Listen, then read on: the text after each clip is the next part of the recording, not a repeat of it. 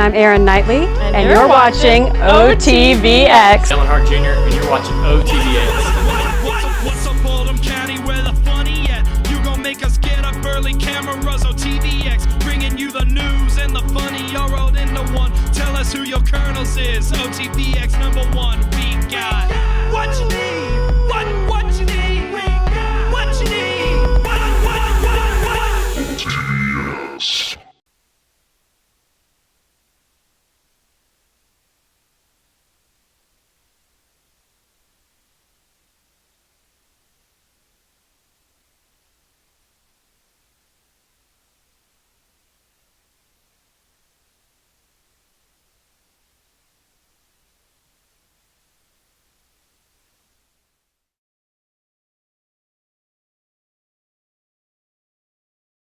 The annual World Culture Fair was Thursday, April 20th, where students came together to experience a variety of cultures. I talked to Lori Foster to get more details. The World Culture Fair is a fair that we in the World Language Department put on in order to showcase cultures and people from around the world. It's primarily made out of the students from Proficiency Spanish 2 classes, but we also have French students, Spanish 3 students, and ELL students also participate in order to showcase other cultures. In the putting together of the World Culture Fair, as far as presenting information and having booths to interact with, I'd say there's probably about 200 to 250 students that put together information from all areas, all sorts of classes. Well, when you come to the World Culture Fair, we try to have really sharp visuals, so that way you are interested visually. We try to have food, so that way you can experience cultures through tasting other foods, maybe that you haven't tasted before. We try to have music and sounds, and try to have sounds that maybe you haven't heard before, music that you haven't heard before, so that you can experience culture through music. And then we also try to have an interactive component this year, so that way you can have some kind of hands-on experience with another culture in a fun way. Hannah Willett, OTVX.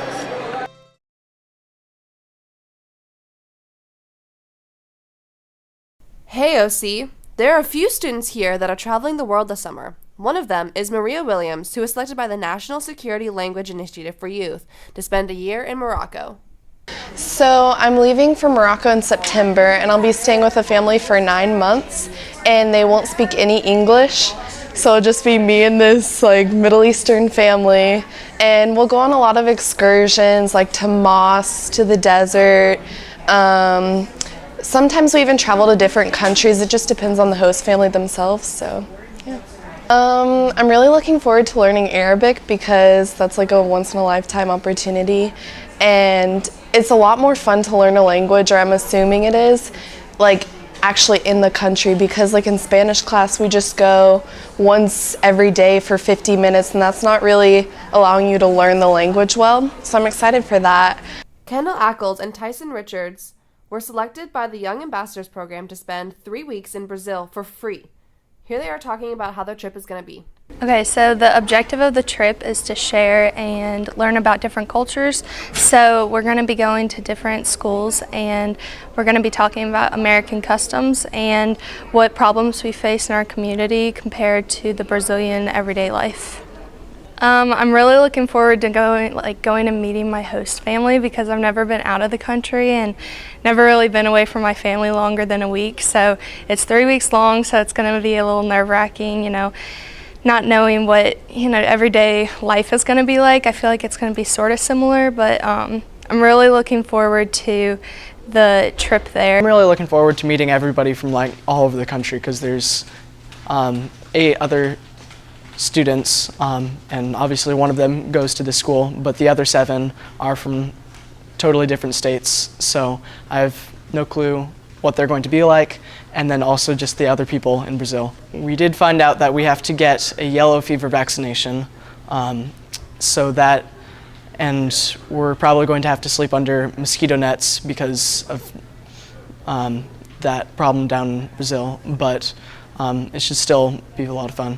To prepare, I'm mostly just I'm trying to learn a little bit of Portuguese since it's kind of similar to Spanish, and also just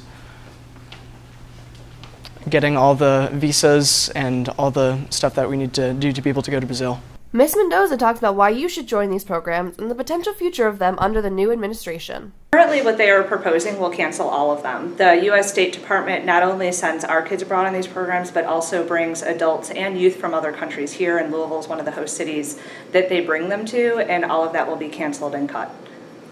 I think for me, one of the biggest things that affected me and my life and my career and everything was traveling. You learn so much about yourself. Learning about the world just opens up your mind to so many other ideas, and you make so many friends from around. And so I really think for anyone to travel outside the U.S. and experience a different culture is an awesome thing to do. So talk to these students or Ms. Mendoza if you are interested in programs like these. This has been Grace Campbell, OTVX.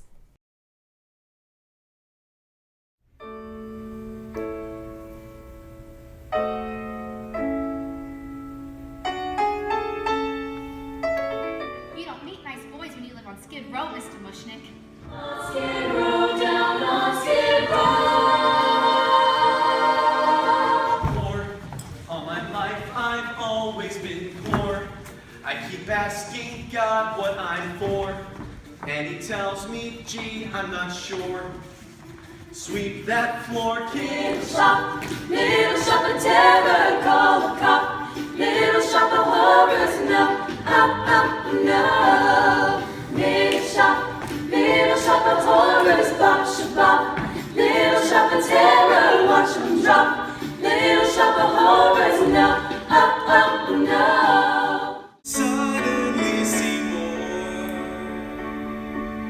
standing beside you.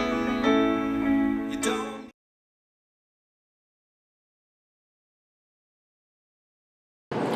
On February 13th, 2017, Senator Jared Carpenter, a Republican from Berea, filed for a Senate Bill 159, which would make the Kentucky State Department of Education prepare a test with 100 questions drawn from the United States Citizenship test.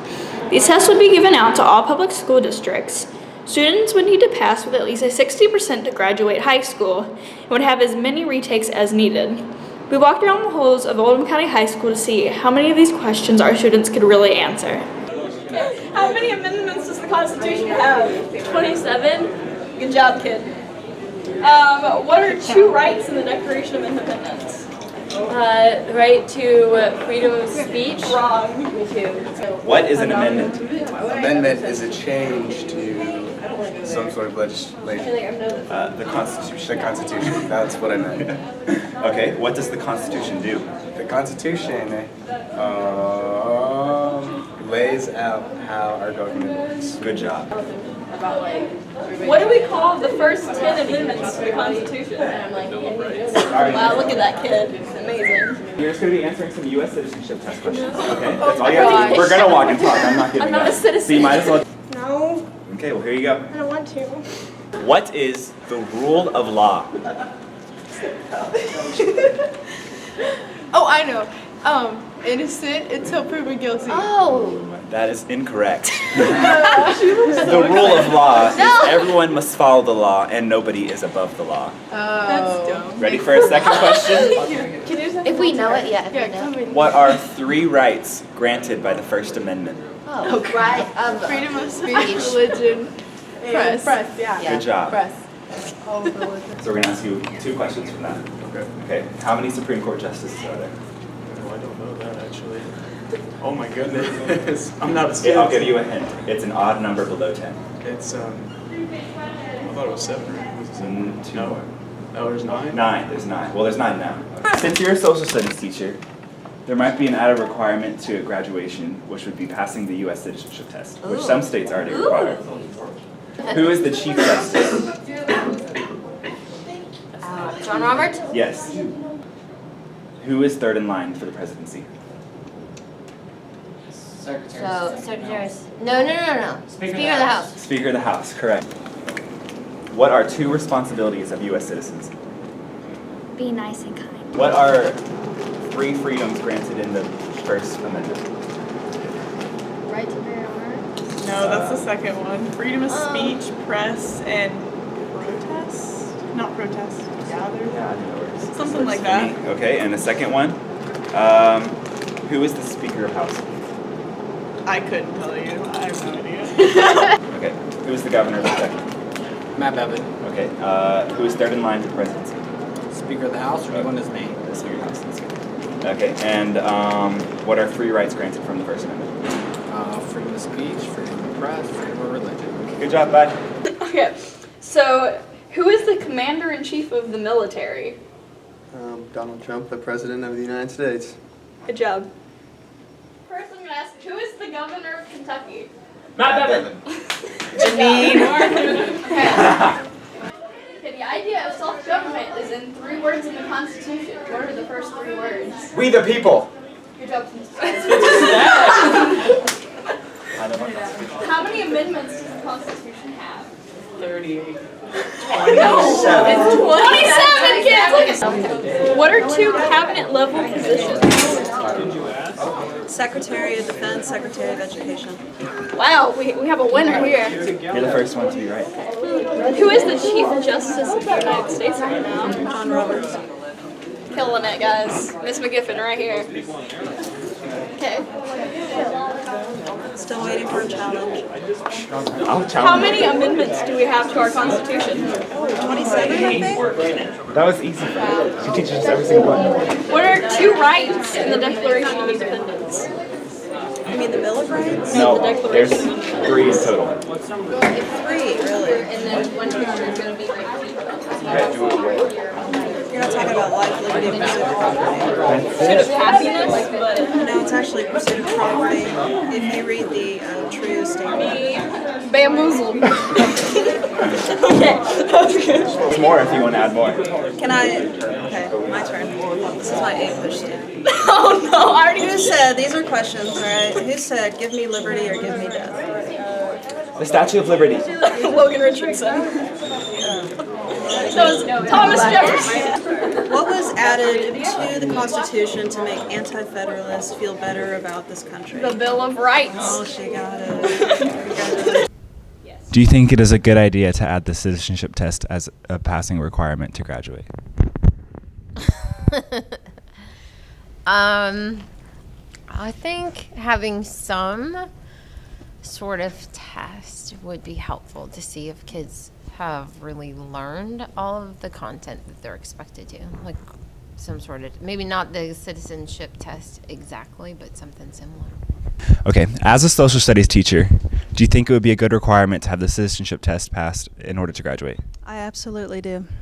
So they might add the requirement of a U.S. citizenship test as a graduation requirement. How do you feel about this? I feel like no one will graduate. So they might add passing the U.S. citizenship test as a requirement to passing or graduating high school. How do you feel about this? That's a loaded question. Do you think it should be a thing? No. Okay. Do you have any opinion about it? I don't think we should test students over whether or not they can be considered a U.S. citizen based on a test given in high school. So no, I don't think that justifies whether or not they are a U.S. citizen as to whether they can pass a standardized test for citizenship. Because let's be honest, a lot of people wouldn't do very well. And I think that's safe to say. Okay. And one more question. Who is the president on the $100 bill? Well, as a teacher, I've never seen a $100 bill, so IDK. Thank you. And one more question just because I thought about it right now. Which president is on the $100 bill? I've never had a $100 bill in my pocket, so I can't answer that question. Who is on the $100 bill? I don't make that much money, so I don't get $100 bills that much. I think it's Benjamin Franklin? No. Yeah, Benjamin Franklin. Okay, it was a trick question. Benjamin Franklin is not a president. He's not a president. I realized that after you said that. Thank you.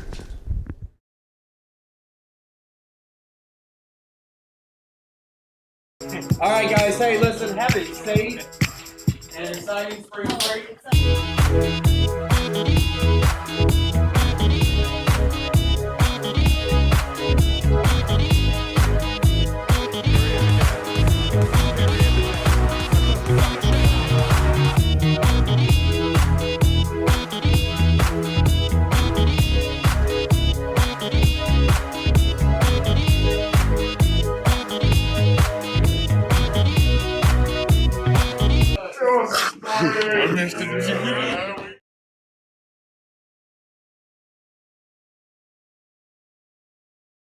All right, guys. Hey, listen. Have a safe and exciting spring break.